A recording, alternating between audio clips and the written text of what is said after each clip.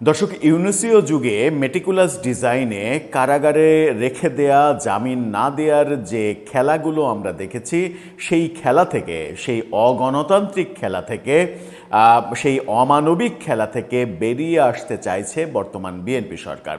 এই সরকারের আমলে বেশ কিছু জামিন এবং কারা মুক্তির ঘটনা উল্লেখযোগ্যভাবে দেখেছি আমরা।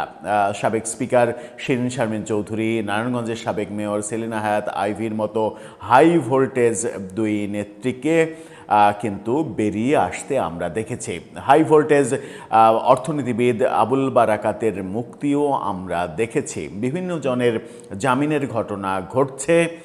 কখনো কখনো আমরা অতি উৎসাহী পুলিশ বাহিনী কিংবা স্বরাষ্ট্র মন্ত্রণালয়ের হয়তো অতি উৎসাহী কারো ইন্ধনে নতুন করে শোন অ্যারেস্টের ঘটনাও দেখছি। অর্থাৎ দুই রকম ঘটনাই আমরা দেখছি। এবার আমরা হাইকোর্টের পরে আপিল বিভাগেও জামিন বহাল থাকতে দেখলাম আওয়ামী লীগের আলোচিত সমালোচিত এমপি গায়িকা মমতাজ। মমতাজ যদি শুধু গায়িকা থাকতেন তাহলে আমার মনে হয় যে তার জনপ্রিয়তায় ভাটা যেমন পড়তো না, তাকে কারাগারেও যেতে হতো না। কিন্তু আমাদের দেশে শুধু নয়, উপমহাদেশে তো বটেই, সারা পৃথিবীতেই তারকাদের রাজনীতিতে ঢোকার একটা প্রবণতা আমরা দেখছি, যেটা ভারতে ভয়াবহ আকারে বেড়েছে। সেই দৃশ্যও আমরা দেখছি। চলুন একটু উচ্চ আদালত থেকে, আপিল বিভাগ থেকে ঘুরে আসি। মমতাজের ব্যাপারে উচ্চ আদালত কি বলছেন, মুক্তি কবে নাগাদ হচ্ছে, মুক্তি নাকি নতুন করে শোন অ্যারেস্ট, কোন দৃশ্য আমরা দেখব এই ক্ষেত্রে। থাকবেন পলিটিক্স টিভির নিয়মিত আয়োজনে।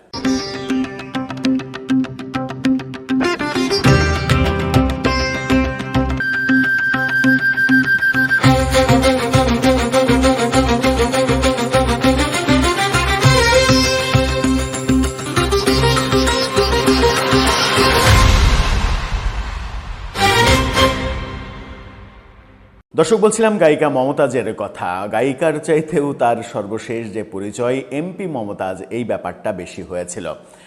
তার এলাকা মানিকগঞ্জে কখনো কখনো তিনি প্রশংসিত হয়েছেন, কিছু মানবিক কাজের জন্য প্রশংসিত হয়েছেন, আবার কখনো সমালোচিত হয়েছেন। সংসদে সমালোচিত হয়েছেন সবথেকে বেশি, সংসদে প্রধানমন্ত্রীকে তুষ্ট করার জন্য প্রধানমন্ত্রীর প্রশংসা বাণী নিয়ে গান শুনিয়ে বারবার। এই ব্যাপারগুলো আমরা দেখেছি।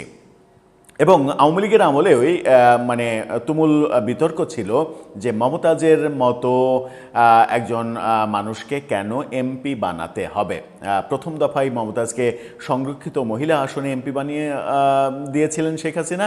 এরপরে মানিকগঞ্জ থেকে তিনি এমপি হিসেবে নির্বাচনও করেছিলেন।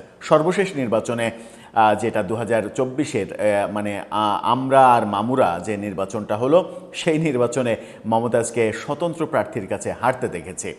আওয়ামী লীগের এই নির্বাচন নিয়ে একটা সমালোচনা রয়েছে। যদি এই নির্বাচনে পুরোপুরি যেটা আমরা আর মামুরা নির্বাচন হলো, সেখানে যদি পুরোপুরি নিরপেক্ষ নির্বাচন হতো তাহলে সংখ্যাগরিষ্ঠ আসন পেত স্বতন্ত্ররা।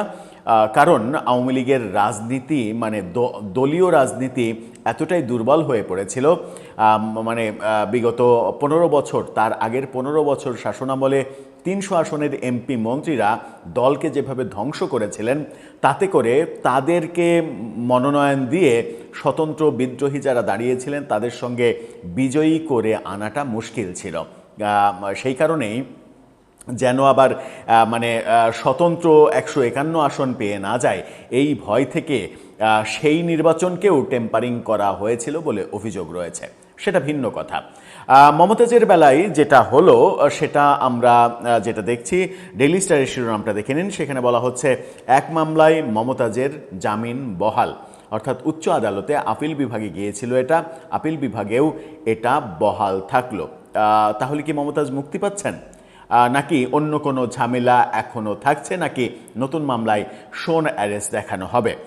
গণমাধ্যম বলছে, জুলাই গণঅভ্যুত্থানের সময় মরদেহ পোড়ানোর অভিযোগে করা মামলায় সাবেক সংসদ সদস্য ও সঙ্গীতশিল্পী মমতাজ বেগমকে হাইকোর্টের জামিন বহাল রাখা হয়েছে। হাইকোর্টের দেওয়া 3 মামলায় জামিন স্থগিত চেয়ে আবেদন করে রাষ্ট্রপক্ষ। এর মধ্যে এক মামলার শুনানি শেষে নো অর্ডার দিয়েছেন আপিল বিভাগের চেম্বার বিচারপতি রেজাউল হক। মমতাজের আইনজীবী মোতাহার হোসেন সাজু তিনি জানিয়েছেন 15 জুন হাইকোর্ট 2024 সালের জুলাই গণঅভ্যুত্থানের সময় দুজন নিহত এবং একটি হত্যা চেষ্টার ঘটনায় আশুলিয়া থানার দায়ের করা 3টি মামলায় মমতাজকে অন্তর্বর্তীকালীন জামিন দেন। একই সঙ্গে আদালত 3টি পৃথক রুল জারি করে জানতে চান কেন এসব মামলায় মমতাজকে স্থায়ী জামিন দেয়া হবে না। তিনি আরও বলেন, মমতাজ আরও 3টি মামলার আসামি রয়েছেন, তার মানে তার মুক্তি হচ্ছে না সহসা। 3 মামলায় জামিন হয়েছে, 3 মামলার জামিন আপিল বিভাগে গিয়েছিল, আপিল বিভাগ একটাতে জামিন দিয়েছে, আর একটাতে নো অর্ডার দিয়েছে এবং আর একটার ব্যাপারে এখনও কোনো রায় আসেনি। তার মানে হচ্ছে যে আপিল বিভাগ এই 3 মামলার জামিন ব্যাপারে হাইকোর্টের মতের সাথে দ্বিমত করেনি। তাহলে মমতাজের মুক্তির জন্য অপেক্ষা করতে হবে আরও 3 মামলা যেটা রয়েছে সেই মামলায় জামিন পাওয়া পর্যন্ত। রাষ্ট্রপক্ষের আবেদনের শুনানিতে মমতাজের পক্ষে আইনজীবী মোতাহার হোসেনের সঙ্গে আইনজীবী মোসাব্বত খায়রুন্নেসা উপস্থিত ছিলেন। অন্যদিকে রাষ্ট্রপক্ষ শুনানিতে অংশ নেন সহকারী অ্যাটর্নি জেনারেল জাহাঙ্গীর হোসেন। গত বছরের 12ই মে মানিকগঞ্জ 2 আসনে আওয়ামী লীগের সাবেক সংসদ সদস্য মমতাজকে রাজধানীর ধানমন্ডি থেকে গ্রেপ্তার করা হয়। ধানমন্ডি স্টার কাবাবের পেছনে তার যে বাড়ি, সেই বাড়ি থেকে তাকে গ্রেপ্তার করা হয়েছিল। তার মানে সব মিলিয়ে যেটা দাঁড়ালো, গণমাধ্যম যেটা নিশ্চিত করছে, মমতাজের বিরুদ্ধে তার আইনজীবী জানিয়েছেন 3 মামলায় জামিন হয়েছে। এই 3 মামলার জামিনের বিরুদ্ধে আপিল করা হয়েছিল সরকারের পক্ষ থেকে। আপিলে সরকারের খুব একটা সুবিধা হয়নি। সেই দৃশ্য যেমন আমরা দেখছি, তেমনি মানে হাইকোর্টের তো রুল রয়েছেই যে কেন তাকে স্থায়ী জামিন দেওয়া হবে না। পাশাপাশি আইনজীবীর ভাষ্যমতে আরও 3টা মামলা রয়েছে। এখন তাদের অপেক্ষা করতে হবে আরও 3টা মামলায় জামিনের ব্যাপারে। তবে এটা আওয়ামী লীগের জন্য না, গণতন্ত্রের জন্য গুড সিম্বল। সেটা হচ্ছে যে জামিন দেওয়ার ব্যাপারে আদালতকে প্রভাবিত করা হচ্ছে না, যেটা করা হয়েছিল ডক্টর ইউনূসের আমলে। ডক্টর ইউনূসের আমলে আদালতকে প্রভাবিত করা হয়েছিল, আদালতকে কুক্ষিগত করা হয়েছিল এবং মুখে বড় বড় বুলি আওড়ানো হয়েছিল যে বাংলাদেশে সবথেকে বেশি সব কিছু স্বাধীনতা ভোগ করছে ডক্টর ইউনূসের আমলে। আমরা উল্টো চিত্রে দেখেছি পৃথিবীর ইতিহাসে সম্ভবত এই প্রথম এবং একমাত্র সরকার যারা নিজেরা সবথেকে বেশি স্বাধীনতা ভোগ করেছে নিজেদের আখের গোছানোর জন্য এবং লুটপাটের রাজত্ব কায়েম করার জন্য। সেই কারণেই আমরা দেখেছি যে গরিবের ছেলে যে মানে টাকার অভাবে ঢাকা বিশ্ববিদ্যালয়ের গণরুমে থেকে ছাত্রলীগ করতে বাধ্য হয়েছে, 1 বছরের ব্যবধানে সে হয়ে গেছে জমিদারের নাতি। দর্শক, আপনার মতামতের ব্যাপারে জানিয়ে লিখতে পারেন আমাদের কমেন্ট বক্সে।